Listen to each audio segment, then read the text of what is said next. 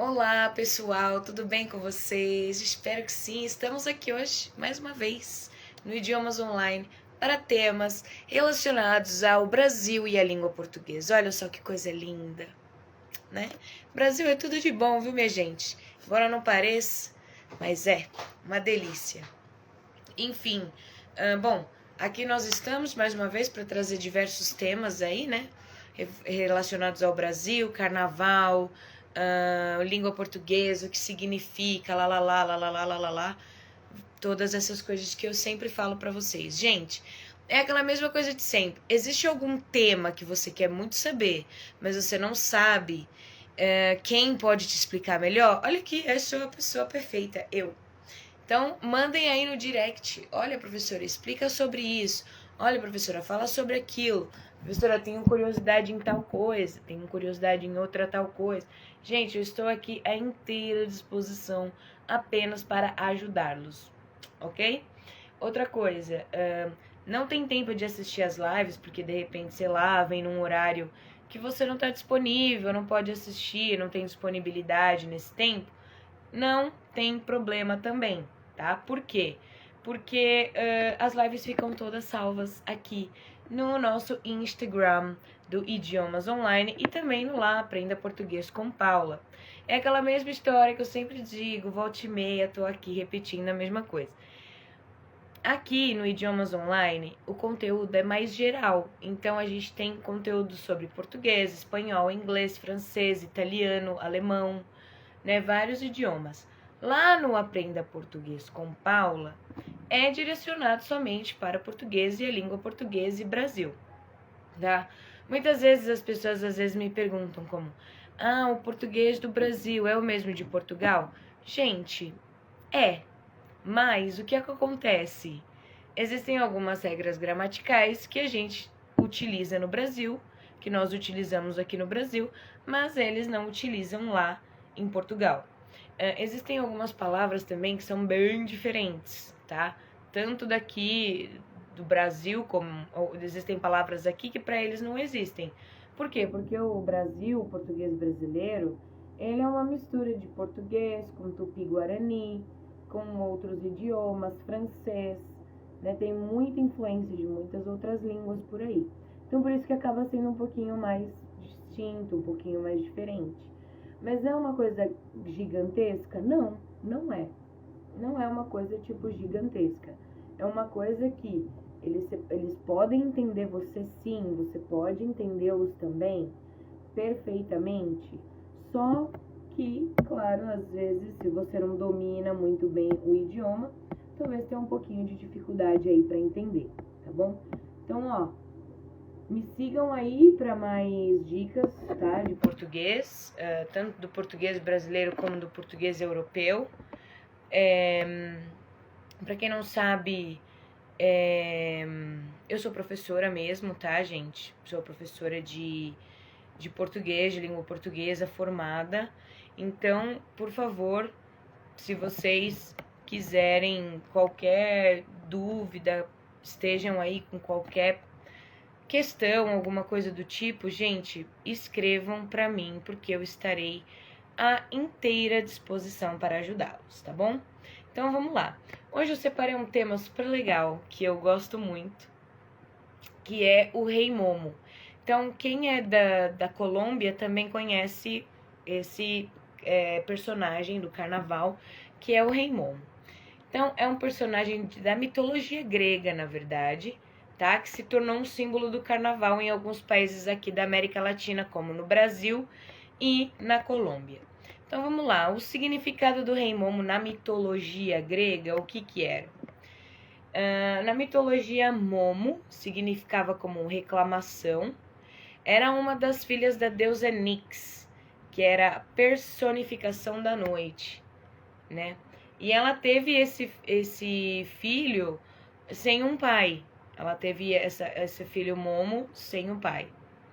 Momo foi escolhida para julgar qual deus entre Zeus, Poseidon e Atena poderia fazer algo realmente bom.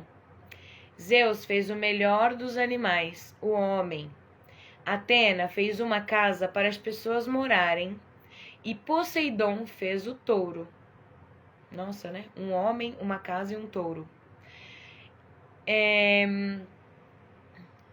Momo, então, que ainda vivia entre os deuses e tinha o hábito de não gostar de nada, criticou o touro, porque não tinha olhos embaixo dos chifres, que o permitissem mirar os seus alvos quando ele fosse dar uma chifrada.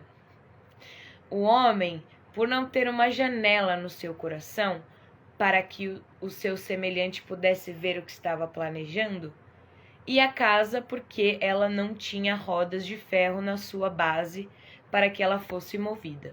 Ou seja, nada agradou a Momo, então, né, era um deus que não se agradava por nada. Aí depois tem a história, essa é a parte da mitologia, né, que é o Momo na mitologia grega. Aí tem a história também, que é a origem, como foi originado. O rei Momo parece ter surgido na Espanha sob a forma de um boneco que se queimava como forma de suavizar um costume antigo mais brutal, simbolizando a morte de Jesus Cristo e propiciando a ressurreição. Então era isso, era um boneco lá, tu queimava o boneco e dava essa origem de ressurreição. Depois, surge na literatura espanhola, já no século XV, XVI, na obra El Momo, la moral y muy graciosa historia del Momo, compuesta en latín y translada al castellano por Agustín de Almacán, en Alcalá de Henares. Então, esse é o livro que conta da história do Momo. Correm, então, várias historinhas sobre esta personagem do livro, né?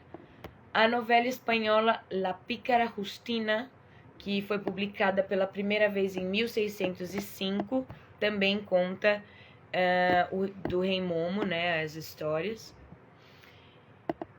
E também, que mais? Aí depois fala que essa figura do rei Momo, né, que era dos livros e tudo mais, tudo de literatura espanhola, o rei Momo. E aí essa cultura, essa figura, esse personagem apareceu lá em 1888, no Carnaval de Barranquilla, na Colômbia, com o vestígio do rei burlesco, que era o do primeiro livro que eu li lá para vocês, que é o que conta a história de El Momo. Este concedia a licença que autorizava a desordem carnavalesca, com bombos, prantos e maracás, parodiando o cerimonial solene dos ministérios do palácio, que outra hora, saíam nos tempos coloniais à praça pública a ler os éditos dos vice-reis. O costume de nomear o rei Momo ainda continua até os dias de hoje em Barranquilla. O rei deve se caracterizar pela sua permanente alegria e simpatia, estando encarregado de organizar o desfile del sur na calle 17. Pela mesma época, o enterro do rei Momo era festejado no Carnaval de Montevidéu, sendo-lhe dedicadas quadras, e essa figura substitui na abertura dos cursos carnavalescos clássicos espanhol de Marqués de las Cabriolas. Então esse é o significado lá em Barranquilla. Aqui no Brasil é mais ou menos a mesma coisa, também tem que ser essa figura simpática e alegre, também tem que ter a mesma coisa, mas nem tanto. Então, durante muito tempo o rei Momo fez parte do carnaval carioca, como de outros carnavais, sem, no entanto, incorporar uma figura específica. Em 1910, um palhaço negro personificou o Rei Momo pela primeira vez no Rio de Janeiro, numa atuação do Circo Spinelli. A figura atual do Rei Momo, carioca, terá surgido em mais ou menos 1933, quando um cronista carnavalesco, juntamente com um jornalista e outros jornalistas, criaram um boneco de papelão e que chamaram de Rei Momo, primeiro, e único esculpido pelo artista Hipólito Colombo.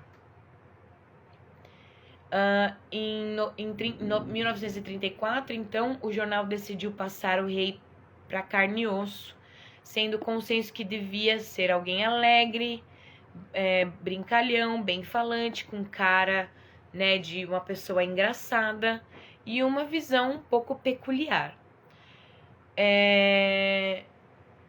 O primeiro eleito foi o Moraes Cardoso. O eleito foi o Moraes Cardoso, cronista da Turf, na redação do mesmo jornal que prontamente concordou. Engraçado, ele estava no jornal dele, ele mesmo resolveu concordar e participar. Moraes Cardoso foi coroado como rei do carnaval por quase 15 anos, de 1934 até 1948. Até o seu falecimento, participou dos desfiles carnavalescos, onde era ovacionado com muitas serpentinas e confetes, além de sempre ser cumprimentado como Viva o Rei, tanto pelos amigos de redação quanto pelos foliões. A partir daí, a escolha do rei do carnaval foi feita por entidades carnavalescas e jornalísticas. Uma vez que a presença do rei havia virado tradição entre os foliões, e aí depois, em 1968, eles oficializaram a eleição. A importância do Rei Momo para a cidade do Rio de Janeiro pode ser atestada pelo fato de vários prefeitos, nos primeiros dias de carnaval, entregarem as chaves da cidade ao Rei Momo, como se tivesse a partir desse momento quem governasse a cidade e que não fosse mais o prefeito, só o Rei Momo. Então é como se fosse uma brincadeira que eles fazem. Olha, agora você tem a chave da cidade, tá nas suas mãos e tal. Uma coisa que não tá falando aqui, mas acho interessante também que não esteja dizendo, é que o Rei Momo precisa ser um gordo. Tem que ser assim, uma pessoa meio gordinha. Todos esses Rei Momos que tivemos eram gordos. Inclusive aqui no Brasil existe como esse termo de, às vezes, chamar outras pessoas de Rei Momo quando a pessoa fica na cama, com preguiça, é meio gordinho, a gente acaba chamando de Rei Momo. A gente não, né? Alguns brasileiros. Não quero me incluir nisso. Então, essa é a história do Rei Momo. O Rei Momo é super interessante, ele é mesmo o rei do carnaval. Ele é o responsável pelo carnaval, homenageado o tempo todo. Eu acho super engraçado essa coisa do Brasil, né, de ter isso, porque tem o rei do carnaval e a rainha do carnaval também, né? E aí depois a rainha, geralmente é a rainha de bateria que ganha da escola de samba, entendeu? É assim que acontece. Bom, esse foi a live de hoje. Eu volto aí mais tarde para mais outra live, tá bom? Um beijo no coração. Espero que vocês tenham gostado. Se ficaram com dúvida aí de alguma coisa que eu tenha falado, por favor, me mandem mensagem, tá bom? Beijinho, tchau, tchau e até logo.